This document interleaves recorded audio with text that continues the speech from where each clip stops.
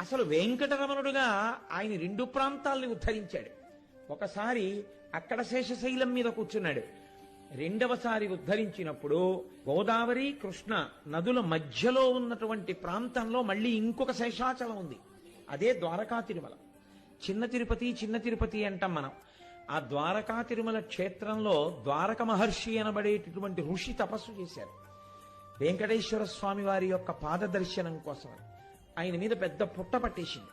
పుట్ట పడితే నువ్వు ఈ పుట్టలోనే ఉండి నా పాదములను దర్శనం చేస్తూ నా పాదములకు అర్చన చెయ్యి అని స్వయంభూమూర్తిగా ద్వారకా తిరుమలలో తనంత తాను వెలిశాడు వెంకటరమణుడు. అందుకే ఇక్కడ వరకే ఉంటారు, ఈ పై వరకే కనపడతారు, ఈ లోపల కనపడరు. ఆ మిగిలిన భాగం పుట్టలో ఉంటుంది. ఇప్పటికీ ఆ పుట్టలో ద్వారక మహర్షి కూర్చుని ఆయన పాదములకు అర్చన చేస్తుంటారు అని. ఇక్కడ వరకే ఉన్నటువంటి